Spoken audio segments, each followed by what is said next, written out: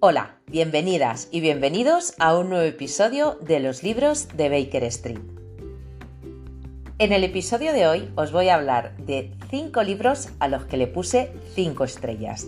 Voy a intentar que no sean libros que ya os haya hablado en el podcast, que sean un poquito más originales y que lo sepáis, porque la verdad es que libros de 5 estrellas tengo muchos.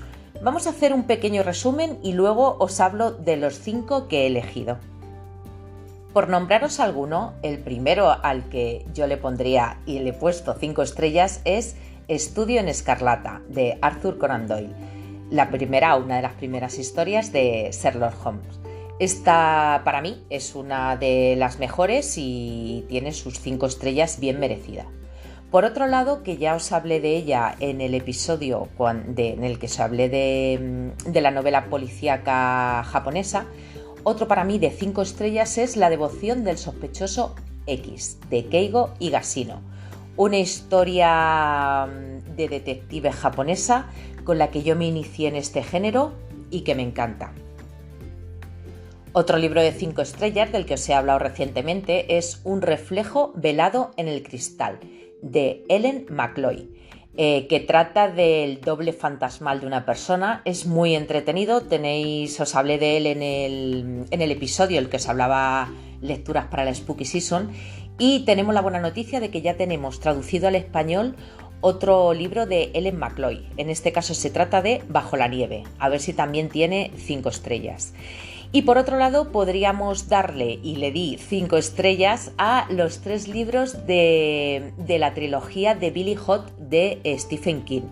Mr. Mercedes, Quien pierde paga y Fin de guardia. Todos estos que os he dicho son libros de 5 estrellas que ya os he hablado en otras ocasiones.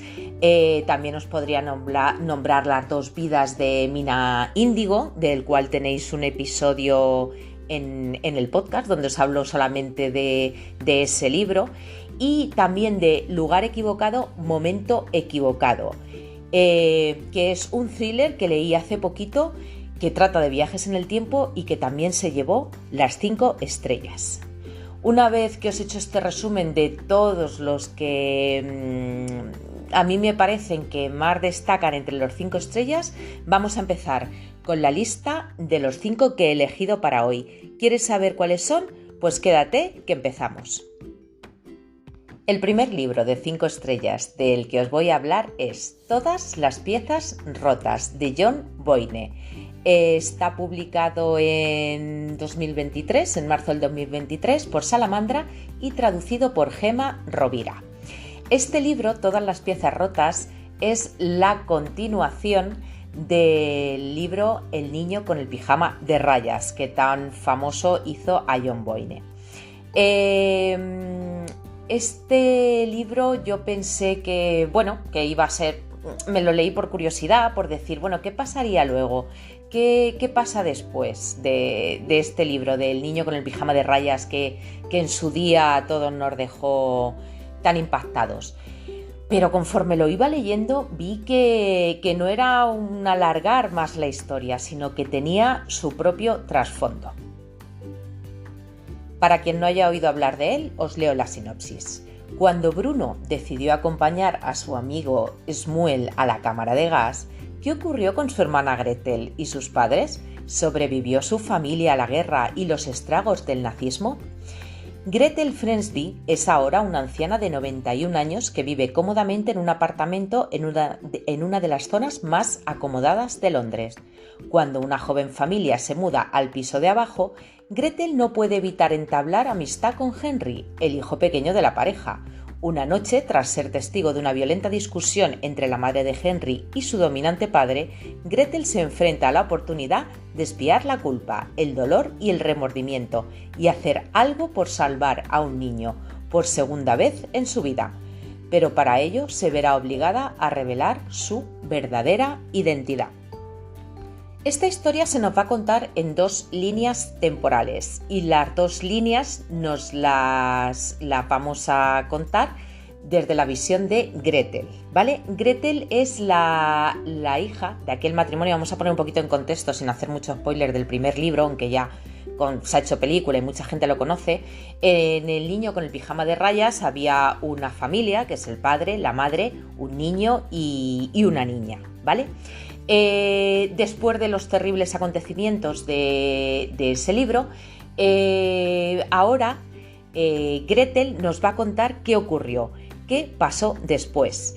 Entonces veremos cómo esa familia desestructurada intenta salir adelante, intenta ir de un país a otro, y de qué forma Gretel debe de construir nuevamente su vida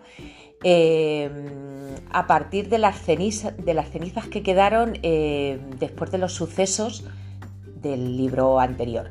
Es decir, después de la Segunda Guerra Mundial, esta joven que pertenecía a una familia alemana, cómo consiguió salir adelante, cómo consiguió mantener oculta su identidad y todo lo que pasó en aquel entonces. Es una historia muy muy interesante esta que nos cuenta Gretel. Vamos a ir conociendo su vida, cómo se desarrolló, qué pasó con el resto de su familia y con otros personajes que también salen en la primera parte de este libro. Por otro lado, tenemos la línea temporal de la actualidad, en la que Gretel tiene 91 años, ni más ni menos, y vive en Londres. Ahora mismo su vida es tranquila, vive en su casita de Londres y de repente tienen unos vecinos, allí unos vecinos, y que es un matrimonio con un hijo.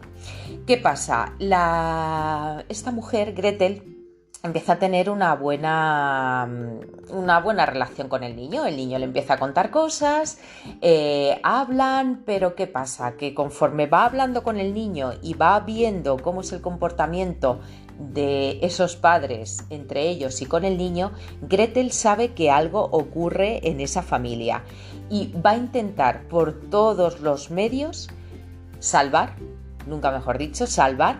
a ese niño, a Henry, a la vez que debe intentar seguir ocultando hasta el resto de sus días cuál es su verdadera identidad.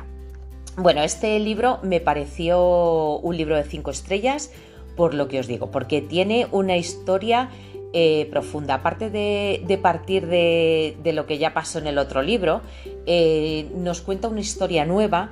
Cuenta el día a día de Gretel una vez salido de ese sitio donde estaba el campo de concentración, y nos cuenta cómo ha sido su vida teniendo que llevar consigo ese secreto, ese gran secreto que oculta desde niña, y ese recuerdo de ese hermano que sigue muy muy presente todavía en ella, incluso a sus 91 años de edad. La historia que nos cuentan en la actualidad también es una historia muy, muy interesante. Es una historia que trata un montón lo que es la violencia en el seno de la familia, el maltrato a los niños, tanto físico como psicológico, y ahí vamos a tener la figura potente de Gretel, que va a intentar solucionar todos los problemas. Como veis, este no es un libro de misterio ni es un thriller, pero es un libro, digamos, una ficción histórica muy interesante, con una historia muy potente, y que a quien haya leído El niño con el pijama de rayas, estoy segura de que todas las piezas rotas le va a encantar. El segundo libro de 5 estrellas del que os voy a hablar es Figuras ocultas, de Jason Rekulak. Espero que se pronuncie así el nombre. Está editado por Nocturna Ediciones en 2022 y traducido por Ana Isabel Sánchez.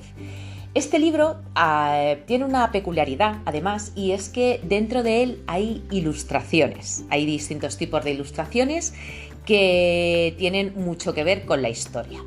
Os voy a leer la sinopsis para quien no sepa de qué va. Recién salida de rehabilitación por su pasada adicción a las drogas, Marjorie Quinn acepta un trabajo como niñera para Ted y Caroline Maxwell. A Marjorie, de inmediato, le encanta su trabajo, le da justo la estabilidad que buscaba y adora a Teddy, un niño tímido que va a todas partes con su cuaderno de bocetos y su lápiz. Sus dibujos muestran cosas normales, árboles, conejos, globos. Bueno, y a veces también a una mujer de aspecto extraño, su amiga imaginaria. Pero un día en el cuaderno aparece algo diferente, un hombre que va arrastrando un cuerpo en medio de un bosque. Poco a poco los dibujos de Teddy se vuelven cada vez más siniestros y sus figuras de palo se convierten en ilustraciones realistas, cuya destreza supera la de cualquier niño de 5 años. Es entonces cuando Mallory empieza a preguntarse, no solo por el contenido de las ilustraciones, sino también por el autor. ¿Por qué? ¿Y si realmente no es Teddy quien las está haciendo? ¿Y si se trata de alguien más? Con este thriller sobrenatural, Jason Reculach da una ingeniosa vuelta de tuerca a la clásica historia de terror con una casa llena de secretos escalofriantes y tal vez una narradora no muy fiable. ¿O sí? Bueno, en este libro conoceremos a Mallory, que es una chica que ha tenido problemas con las drogas, ha estado en rehabilitación y su tutor, por llamarlo de alguna forma, le consigue un trabajo como niñera durante un verano. Llega a una casa maravillosa, con una familia a primera vista muy maravillosa, que son Ted y Caroline, que tienen a un niño que se llama Teddy, se acaban de mudar hace no mucho y necesitan que durante el verano, mientras ellos trabajan, alguien cuide de Teddy. Hay una pequeña casita, como una pequeña caseta o casita de invitados, un poquito más alejada de la casa principal, donde Mallory va a vivir. Alrededor de esa casa hay una especie de leyenda oscura, una fantasía, quizá con parte de realidad, con parte de ficción, pero vamos, que todo el mundo en el pueblo, incluso los vecinos, dicen que allí se produjo un asesinato, que allí vivía una chica que falleció. Las circunstancias no están claras, cada uno dice una cosa, pero sí que es verdad que Mallory se da cuenta que en esa caseta donde ella vive algo ha pasado y que no es normal. Poco a poco Mallory va cuidando de Teddy, hacen muchas cosas juntos, pero sí que se da cuenta que Teddy es un niño muy especial. Teddy siempre va con su cuaderno de dibujo, hace unos dibujos al principio muy de niño pequeño que nos los ponen dentro del libro, está ilustrado el libro con esas ilustraciones, pero que poco a poco empiezan siendo un poquito más oscuros. Aparece una amiga imaginaria con el pelo negro, típica muñeca con todo el pelo en la cara que da un poquito de miedo, aparece un hombre, aparece como una especie de pozo y todo eso nos lo va poniendo también en imágenes en el libro y cada vez los dibujos de Teddy pasan de ser unos dibujos de un niño pequeño a ser unas ilustraciones realmente detalladas como si hubieran sido escritas por un adulto, o sea, dibujadas por un adulto, perdón. Conforme va viendo las ilustraciones, la tensión aumenta. La verdad es que hace que la tensión en toda la historia aumente cuando ves esos dibujos. Entrarán en acción otros personajes, un chico que hace tareas de limpieza en la casa, una vecina un poquito peculiar, y poco a poco y con ayuda de esas personas, Mallory irá desvelando el misterio que rodea a esa casa, a esa casita de invitados y qué fue de verdad de la leyenda que corre por el pueblo. Un libro, no podríamos decir que sea de terror en sí mismo no da, pero sí que sería un thriller bastante oscuro. Tiene pequeños toques sobrenaturales, vamos a decir pequeños porque son pequeños, aunque y está muy bien, os lo recomiendo mucho. El tercer libro del que os quiero hablar, que tiene 5 estrellas, se llama El huésped, escrito por Marie Belloc. Está publicado por la editorial Menos Cuarto en el año 2015. Este libro no tiene solo 5 estrellas. Si tuviéramos que decirlo, este tendría 5 estrellas y un plus, ¿vale? Si de estos 5 libros que os voy a hablar os tenéis que quedar con uno, yo sinceramente os diría que os quedarais con este. El huésped está escrito en el año 1913. Fue llevada al cine por Hitchcock, ¿vale? En 1927. Y en España se tituló la película El enemigo de las rubias. El huésped es la novela más famosa de esta escritora inglesa, Marie Belloc, que vivió de 1868 a 1947 y está inspirada en los asesinatos de Jack el Destripador. Esta es una novela con una ambientación maravillosa. Imaginaos, Londres, niebla, frío y oscuridad. Lo tiene todo. No os leo sinopsis, os hago un pequeño resumen para no contaros mucho. La novela empieza cuando conocemos al matrimonio Bunting, que son dos antiguos sirvientes de casas distinguidas que se conocieron, se casaron y decidieron poner una casa de huéspedes. En el momento en que comienza la historia tienen bastantes problemas económicos, incluso están empezando a empeñar sus pertenencias. El marido hace de vez en cuando algún trabajo de mayordomo en alguna casa, pero vamos, que están muy mal de dinero. ¿Y qué ocurre? Pues que un buen día aparece en su puerta un hombre muy extraño, el señor Sleuth, que por todo equipaje lleva un bolso de cuero y está interesado en alquilar no una, sino 2 habitaciones. Paga una buena cantidad y la señora Bunting enseguida se da cuenta de que ese hombre puede ser la solución a todos sus problemas de dinero, porque además es que le paga por adelantado. Pero ¿qué pasa? Que este nuevo huésped es un hombre un poquito extraño. Es desconfiado, es muy religioso, no quiere que se le moleste e insiste que solo le atienda la señora Bunting. Una de las habitaciones la quiere para lo que él llama sus experimentos, nunca sale si no es de noche e insiste en que le lleven la comida a su habitación. Y a veces incluso la casera le oye leer en voz alta pasajes de la Biblia. A la vez que se produce la llegada de este inquilino a la casa, comienzan a producirse una serie de terribles asesinatos en Londres. Los periódicos se hacen eco enseguida y bautizan al asesino como el Vengador. Aquí esto nos trae el paralelismo con Jack el Destripador. No le llaman Jack el Destripador, ni la forma de matarlas, ni nada, sino simplemente es como la figura de Jack el Destripador, un asesino en serie. El problema, pues que llega cuando la señora Bunting se da cuenta de que los asesinatos coinciden con las salidas nocturnas que hace su inquilino. Ella calla estos hechos porque tiene miedo y sospecha cada vez más del hombre que tiene alojado. Pero esta mujer tiene mucho miedo. Asistimos a la terrible angustia de esta patrona y el miedo que casi no la deja vivir. ¿Realmente tendrá alojado en su casa al Vengador? ¿Correrán peligro ella y su familia? ¿Y si no es así? ¿Y si son solo sospechas y pierde al mejor y único inquilino que tienen y del que depende actualmente la supervivencia? Pues la verdad es que lo que se plantea esta mujer es un dilema muy importante. El miedo de la patrona aumenta cuando se va a vivir con ellos una temporada su hijastra que se llama Daisy, es una joven. Y ver allí a la chica y tener la sospecha, casi la convicción de que un asesino vive en su propia casa es que no la deja ni dormir. Además, su esposo es un gran aficionado a estudiar estos sucesos que están aterrorizando a Londres y comentarlos con un agente de Scotland Yard amigo suyo y de la familia, y además pretendiente de Daisy en su propia casa.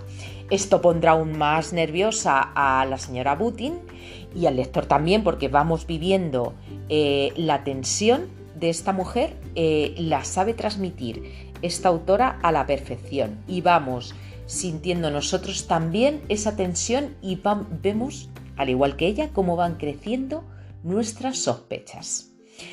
La tensión va aumentando, como os digo, por momentos, conforme la señora Bunting intenta indagar en las actividades y los secretos de su inquilino, a la vez que van aumentando también los asesinatos del Vengador.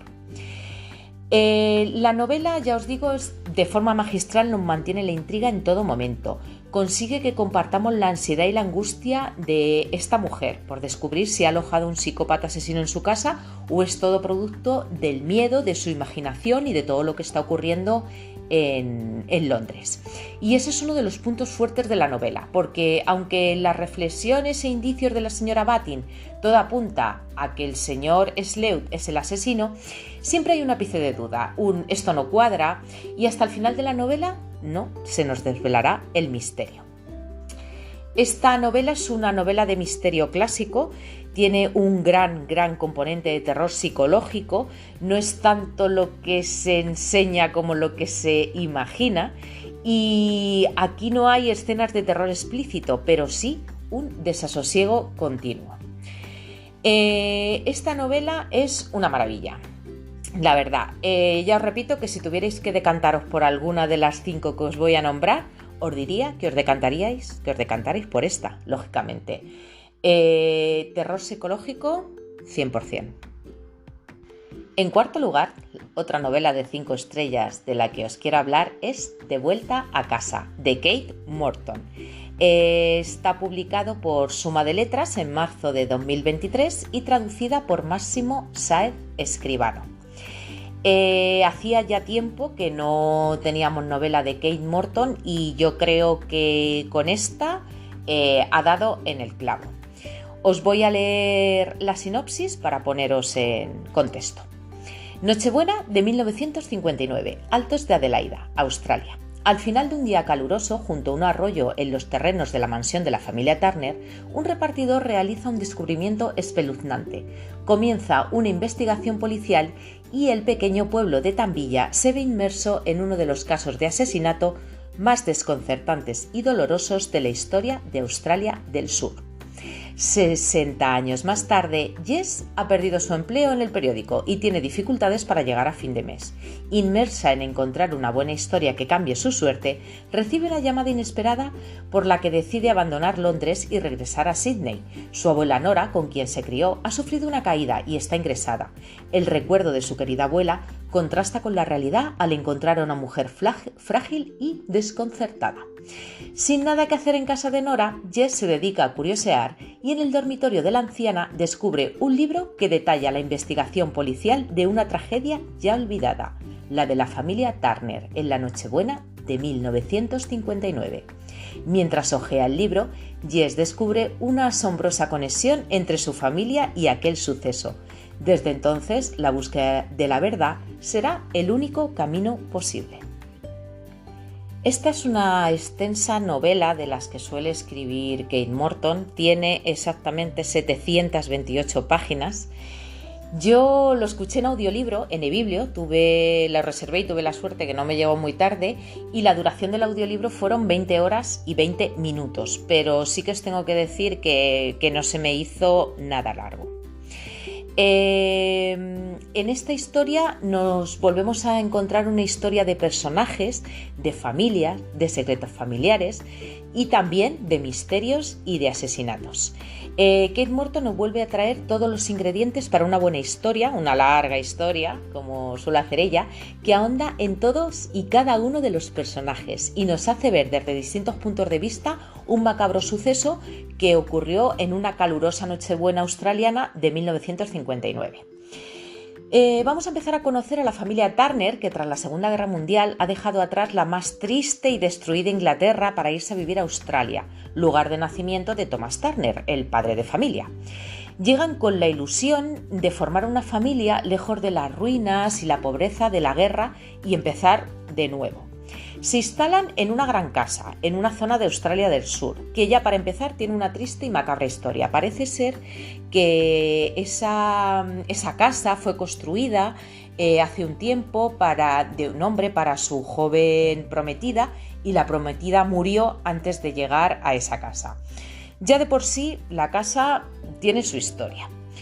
Allí irán aumentando la familia hasta convertirse en una unidad de 6 miembros, Tomás e Isabel, que son los padres, y 4 hijos, 3 chicas y un chico, entre ellos una bebé de unas pocas semanas.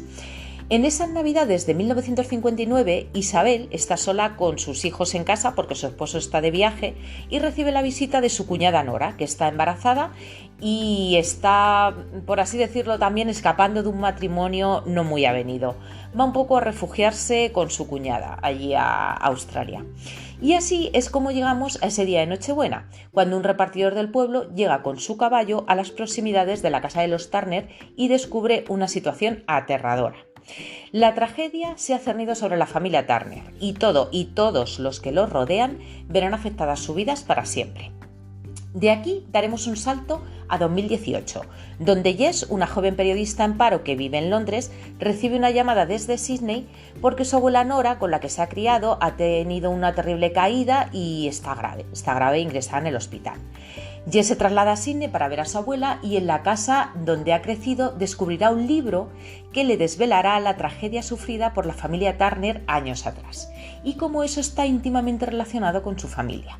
Cuanto más indaga Jess en la historia, más cabos sueltos se encuentra y más dudas le asaltan, hasta darse cuenta que en ese suceso hay más misterios y más incógnitas de lo que parece. No parará sus investigaciones hasta intentar descubrir toda la verdad de una historia que amenaza con hacer temblar los cimientos de toda su familia.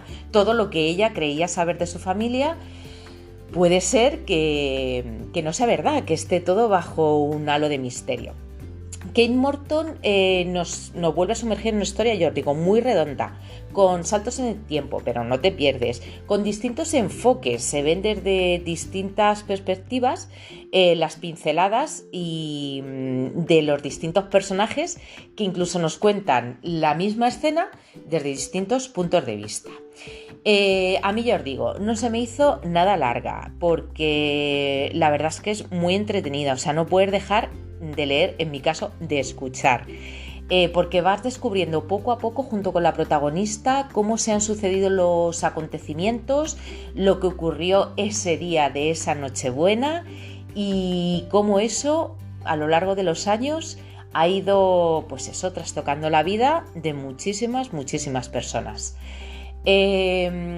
Tanto la trama principal como un montón de subtramas que va empezando la autora quedan luego totalmente cerradas y están muy bien hiladas y aparte con un final muy imaginativo y creativo, por decirlo de alguna forma. Si no habéis leído este último libro de Kate Morton, os lo recomiendo mucho porque está genial, os va a entretener muchísimo. Y el quinto libro del que os quiero hablar es Donde termina la noche, de Isabel Cañas, publicado por Ediciones B en 2022 y este es más cortito, este tiene 352 páginas. Esto es un libro, podríamos decir, un gótico contemporáneo, ¿vale? La ambientación tiene un papel importantísimo y es también un libro, que es lo que más me llamó la atención, de fantasmas y casas encantadas. Os leo la sinopsis. El padre de Beatriz murió injustamente, ajusticiado por alta traición, y su hogar fue destruido. Cuando el atractivo Rodolfo Solorzano pide su mano, Beatriz decide ignorar los rumores que envuelven la muerte de su primera mujer y acepta sin dudarlo, convencida de que la seguridad económica y la posibilidad de alejarse de la ciudad y viajar hasta su rica hacienda en el campo le harán olvidar la tragedia que ha vivido su familia. Pero la hacienda de San Isidro no es exactamente el refugio que había imaginado, y cuando Rodolfo regresa a la capital y la deja sola en esa mansión aislada, las visiones y las voces empiezan a envolver a Beatriz, su sueño, su espacio, su vida. ¿Qué ocurrió realmente con la primera señora Solorzano? Porque la hermana de Rodolfo, Juana, se ríe de los miedos de Beatriz, pero actúa de una manera tan extraña por la noche.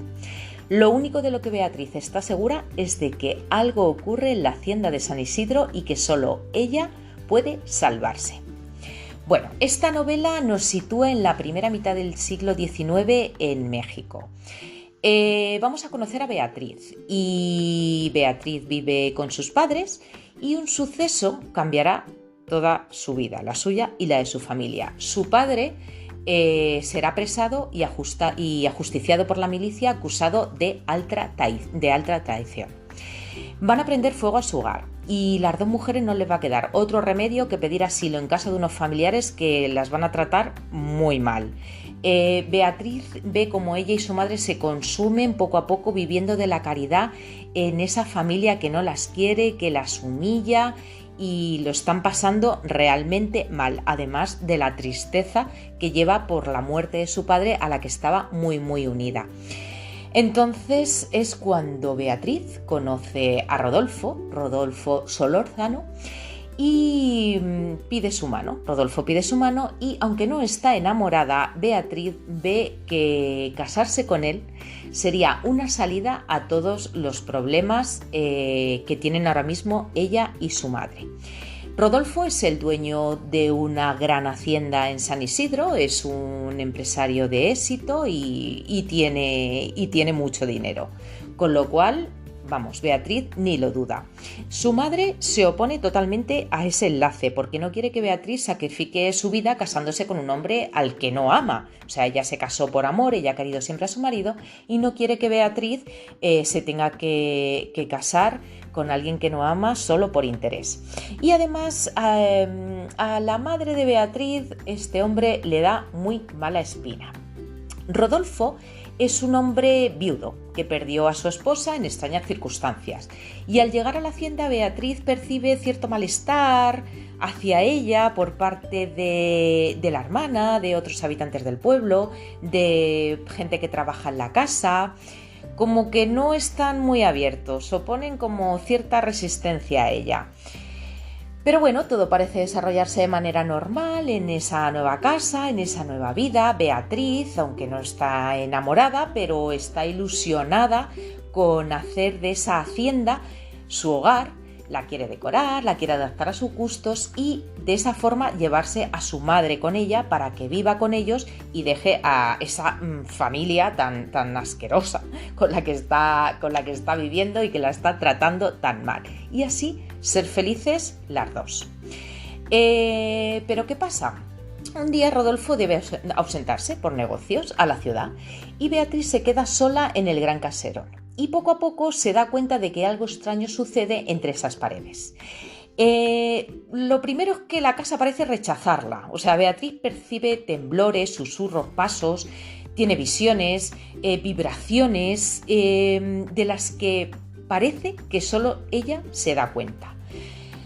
¿Solo ella se da cuenta? Pues no lo sabemos, porque el comportamiento que tiene la casa es muy raro que solo lo perciba Beatriz. Beatriz va descubriendo cosas en la casa que son realmente inquietantes y oscuras y empieza a sentir que su vida y su cordura están amenazadas por lo que allí está sucediendo. Y además nadie, ni la hermana de Rodolfo, ni el personal de la casa, ni nadie parece creerla y mucho menos ayudarla. Entonces, sintiéndose cada vez más asustada, decide acudir al párroco del pueblo para que haga un exorcismo en la casa. Ella es lo único que cree que puede solucionar el problema. Tiene la suerte, hay 2 párrocos en el pueblo, y tiene la suerte de dar con un párroco jovencito que se llama Andrés, que trae también su historia por detrás y que decide ayudarla. Entre los dos intentarán salir de ese problema que les supone la casa, pero no saben que a lo que se van a enfrentar es más siniestro, oscuro y diabólico de lo que se podían imaginar. Esta historia está contada en 2 voces. Por un lado tenemos la de Beatriz, ¿vale? Y por otro la del padre Andrés, el párroco que ayuda a Beatriz con el exorcismo de la casa. Son 2 puntos de vista muy distintos, incluso algunas escenas están narradas desde las 2 visiones, o sea, una misma escena, primero te la cuenta Beatriz y luego te la cuenta Andrés o al revés. Y la verdad es que esto juega a favor de la historia porque nos enriquece muchísimo la trama. Ya os digo que esto es una novela gótica contemporánea donde la ambientación es uno de los platos más fuertes y nos encontramos un montón de ingredientes para que sea una gran historia. Casas encantadas, fantasmas, celos, envidias, muertes, poder, amor, desamor. La maldad se apodera de cada uno de los poros de la hacienda. Tú la notas esa maldad que hay en la casa. Y vamos descubriendo poco a poco secretos que llevan encerrados entre sus muros mucho tiempo atrás. En esta novela vamos a ver también un retrato de la sociedad de la época con sus conflictos, sus desigualdades, sus creencias y sus supersticiones. Los personajes están muy bien descritos, muy bien perfilados y vamos conociendo sobre todo de los principales, cómo fue su vida anterior y cómo han llegado a lo que son hoy en día. Esta novela yo en todos los sitios la comparan con Rebeca, de Daphne du Maurier. Sobre todo por la premisa inicial, la de viudo que se casa con una joven inocente, hay una difunta esposa que parece sobrevolarlo todo y a todos, pero bueno, más allá de esto, los siguientes sucesos no tienen nada que ver una con la otra. Las dos son magníficas novelas, pero quitando la primera premisa no tienen nada que ver. La verdad es que esta historia me ha gustado muchísimo, es una novela de casas encantadas genial, de las que tiene todos los ingredientes buenos, de las que no engañan y la verdad es que me ha gustado muchísimo. Yo creo que a cualquiera que la lea no le va a dejar indiferente. Como curiosidad os diré que después de leerme esta novela de Donde termina la noche, de Casas Encantadas, que me fascinó, me he leído la nueva novela de Grady Hendrix, la de Cómo vender una casa encantada, y vamos, no le llega ni a la suela de los talones. Supongo que en otro episodio en el blog os hablaré de ella, pero ya os digo que me llevé un chasco con la de Grady Hendrix, que vamos, que no tienen nada que ver con esta. Si buscáis Casas Encantadas, irá por esta. Y hasta aquí esta selección que he hecho de novelas que califiqué con 5 estrellas. Tengo muchísimas más en Goodreads, tenéis mi Goodreads, podéis entrar a través del blog si lo queréis ver. Y estas son las que he querido elegir para hoy. Creo que hay un poquito de todo, un poquito de historia, un poquito de terror, un poquito de misterio. Y os voy a hacer un resumen de los títulos para recordarlos, si no os perdáis nada. Todas las piezas rotas, de John Boyne. Figuras ocultas, de Jason Recullat. El huésped, de Marie Belloc. De vuelta a casa, de Kate Morton. Y por último, Donde termina la noche, de Isabel Cañas. Son 5 novelas como 5 soles, cualquiera de ellas os va a encantar y yo creo que debéis de darles una oportunidad. Son muy buenas historias y vamos, si tienen las 5 estrellas, yo creo que es porque se lo merecen. Y hasta aquí el episodio de hoy. Dejadme en comentarios si habéis leído alguna de estas novelas que os he nombrado y si para vosotros también son 5 estrellas o por el contrario ha habido algo que no os ha gustado y no le habéis puesto tan buena nota. Decidme también si alguna no la conocíais o no habéis oído hablar mucho de ella y os ha llamado la atención para leerla, y cuál es para vosotros una novela con 5 estrellas que no hayamos nombrado aquí, que no sea muy conocida pero que le dais la puntuación máxima. Me despido ya, antes recordaros que si os gusta el podcast os suscribáis a él, tanto en iVoox como en Spotify. También podéis apoyar este proyecto en iVoox, dándole al botón de apoyar y haciéndoos fan del podcast. Y también recordaros que os paséis por el blog, donde tengo muchísimas reseñas de libros. El blog es loslibrosdebakerstreet.blogspot.com y también que visitéis mi Instagram, Los Libros de Baker Street, donde os voy dejando nuevas lecturas, recomendaciones y novedades. Y sin más, me despido. Hasta el próximo episodio con un saludo. Adiós.